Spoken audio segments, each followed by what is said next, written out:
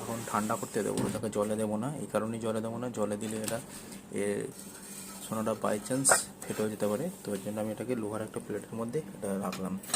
এটা একটু কালারটা একটু কালো মতো হয়ে যাবে, কালো মতো হওয়ার